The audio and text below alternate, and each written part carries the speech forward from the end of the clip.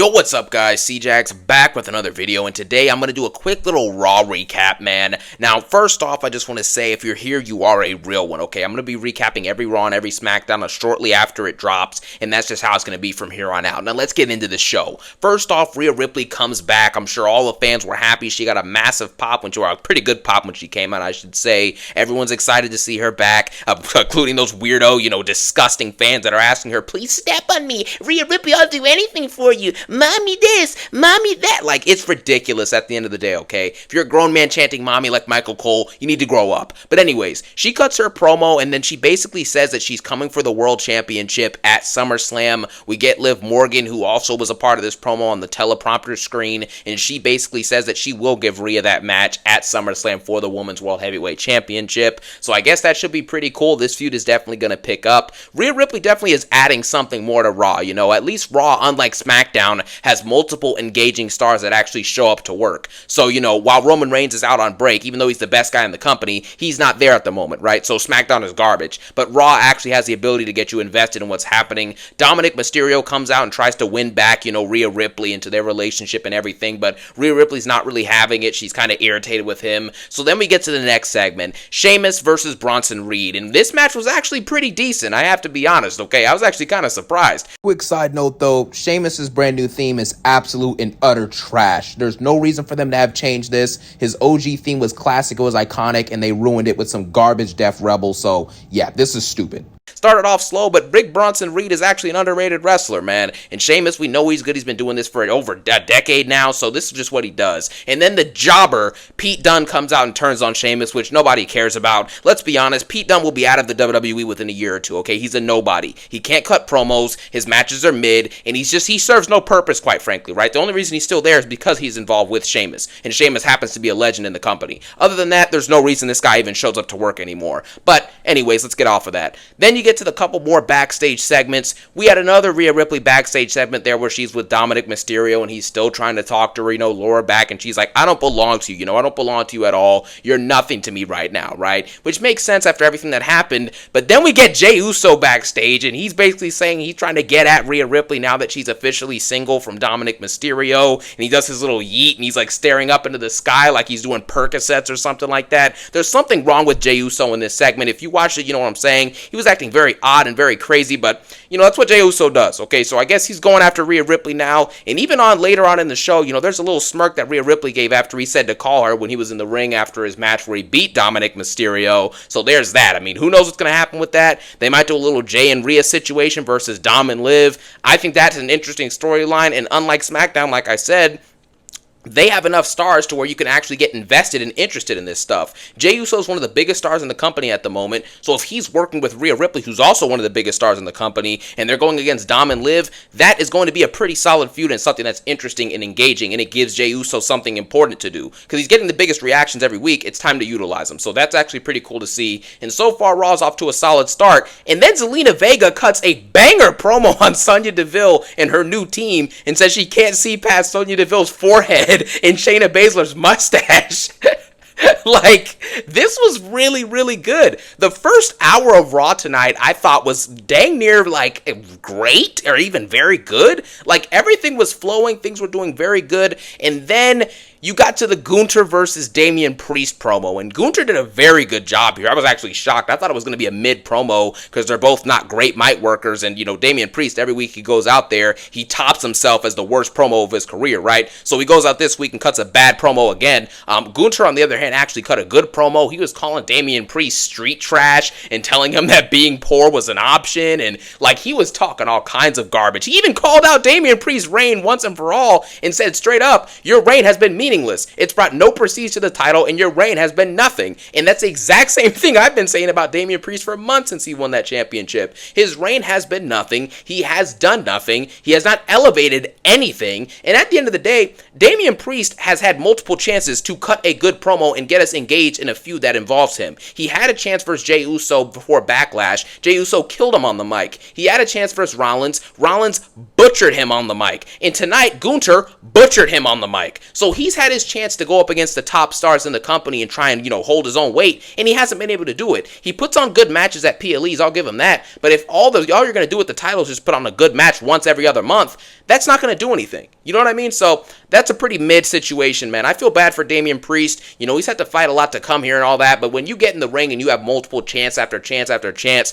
and you cut mid after bad promo, I mean, it's just, I've never seen a world champion that every week they go out there and speak on the mic, they're contending for the worst promo of their career. Like, you know what I mean? Like, there's something wrong with that picture, right? But anyway, let's move on from that. Before I talk about the Drew McIntyre and Rollins related stuff, I want to first talk about this Uncle Howdy thing. And this is the last time I'm probably going to talk about Uncle Howdy on this channel. Well, probably not, but anyways, this is one of the last times. I'm really tired of the Uncle Howdy situation, okay? For me personally, I don't think that if somebody, for example, like they had Eric Rowan tonight, right? He lost his great friend in real life, Luke Harper, okay? That's not something you joke about. Same thing with Bray Wyatt. Bo Dallas's real life brother, Bray Wyatt, passed away last year.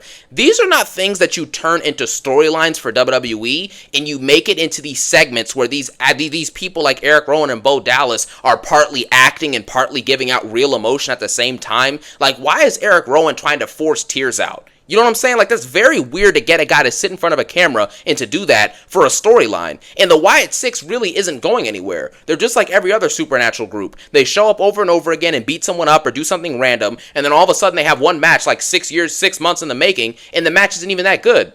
So, I mean, and Eric Rowan was never a good wrestler. Nikki Cross was never a good wrestler. Dexter Lumis, really? Bo Dallas, really? Like, you know what I mean? This whole Wyatt Six thing is leading to nowhere. And for them to waste time and, prey on real-life emotions of somebody dying for a storyline, and then you flash back to Michael Cole at commentary and he's faking like he's sad?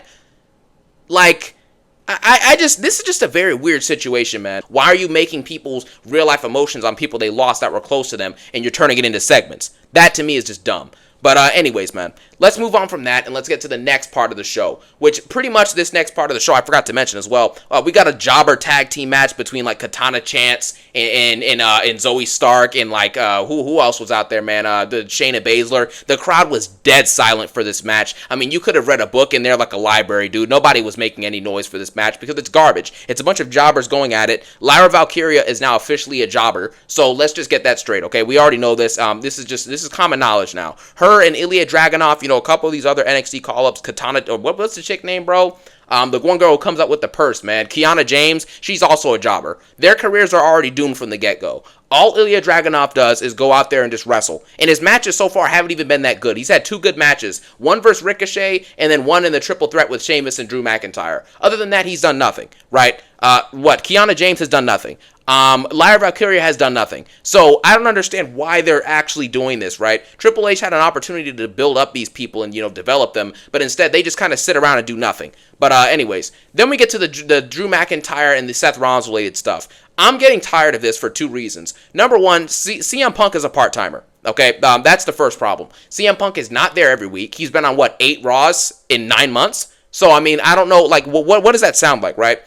Roman Reigns, even though he was a part-timer, he was there at least 15 to 20 times in a 9-month span, right? CM Punk's been there 8 times in a dang near a year span. So that's not good enough. It's embarrassing. So he's done nothing to help this feud. Drew McIntyre's been carrying this feud for the last 2 or 3 months for the most part. And then Seth Rollins comes out and decides, hey, I'm going to randomly help Adam Pearce and these refs. Even though last week I said I want to beat the crap out of CM Punk, I'm going to randomly work with CM Punk in a way because I'm stopping Drew McIntyre from getting what he wants. You know what I mean? It's very dumb. So this segment was actually very stupid, and this is when Raw started to become bad. Pretty much from that Wyatt 6 segment and onwards, we just got jobber matches. Nothing really mattered. Drew McIntyre's the only guy who gets suspended when you have dudes like Braun Breaker literally breaking the rules week after week. He's spearing people out of nowhere. He was assaulting people the first 2 or 3 weeks he was on Raw anyways, and he just got off the hook, right? But Drew McIntyre, he pushes the GM down so he gets suspended for a month. You know what I mean? It's stupid. I understand you're trying to find ways to make the story more engaging, but this is not one of those ways. It's dumb. So that was pretty stupid. Seth Rollins comes out. He looks like a werewolf, all right? He looks like Werewolf by Night from Marvel. So that's pretty much dumb. Then you get later in the show, Like I said again, Rhea Ripley and Jey Uso, they have this little situation here where, she gives this little grin and Jey Uso's saying, call me. So I'm sure that they're going to do some type of long gamer thing. Triple H is the long gamer, dude, the long gamer. So they're going to have a situation, I'm pretty sure, where Jey Uso and Rhea Ripley will eventually get into a relationship. I mean, they got to have Jey do something. If he's not going to be involved in the bloodline, he's not going to be involved in the title picture, and he has no feud going on right now, like, he has to do something, right? You know what I mean? You can't have a guy that over just do nothing. So obviously this is where he's going to play into the role. And we even see him and Damian Priest getting along backstage too. So, that's that. Then, at the end of the show, you got Sami Zayn versus Ilya Dragunov. And this is why the Intercontinental title means absolutely nothing now that Gunther doesn't have it. Because it's being defended dang near every week versus bums. Now, when Gunther would defend these titles versus, bums on Raw, it was actually good matches. It was great matches, matter of fact. Like the one versus Chad Gable, the one versus The Miz, you get the point. But, and The Miz isn't even a bum, right? The Miz is going to go to the Hall of Fame for the WWE. But guys like, who are the other people? Chad Gable, this Ilya Dragunov, these dudes are not going to the Hall of Fame, right? So you're basically wasting our time and giving us a predictable match that at the end of the day wasn't even that good. They had 15 minutes to work this match, and we knew Braun Breaker was going to come out and spear them both at the end anyways. But pretty much leading up until that, they have, what did they have, man? They had 15 minutes to make this match good, and it ended up being mid. So no one really did anything. Sami Zayn and Ilya have basically no chemistry inside of the ring. There was only like 2, maybe 3 good spots with the Blue Thunder Bomb reversal, the H-Bomb on the apron, and that's pretty much it, right? This match was bad. I'm just going to be honest with you. It was not good, okay? The best case scenario for it was like a 5 or a 6 out of 10 level match. It's mid. And to have those two people who are supposedly that talented in the ring, to get that is embarrassing. So that was a failure of a match. Then after this, Braun Breaker comes out, spears them both. Braun Breaker is clearly right now doing better work than both of these guys. Ilya Dragunov, like I said, is just a guy who goes out there to put on a good match, right? He's 5'5", so he goes out there and puts on a mid-match, and then after that's done, he goes back and starts yelling, his hair's all ruffled up, and, next week I'm sure he's going to ask for a triple threat IC title match at SummerSlam, and that's what we're going to get, right? But again, nobody cares, or at least I don't care, because it doesn't matter, right? Ilya Dragunov is not going to win that match. The only person who should be winning that match is Braun Breaker. He's doing the best work when it comes to the in-ring stuff, the character he's playing, the persona, the intensity, and also on the mic. It's crazy to say this, but in the last month or two alone, Braun Breaker has been better than all of them when it comes to promo work. Obviously, all time, Sami's a better promo worker, right? But in the last 2 months, Braun Breaker's been better than both of them, and it's not even close. So overall, right, at the end of the day, Raw was pretty solid, right? It was a solid like 6 or a 7 out of 10, which is not good. It's not great, but at the end of the day, it was a solid show. It was a solid show. I would personally give it like a 6 or a 7, like I said. It's solid, it's decent. It's not great, it's not good, but it's better than SmackDown, and it's better than last week's Raw. And last week's Raw was like a 5. So, at the end of the day, 6 out of 10 Raw. Mediocre for the most part, but it had some very, very good stuff in there, so I have to balance it out. Let me know what you thought about the Raw, but that's all I got to say, man. Thank you guys for watching, and peace out, man.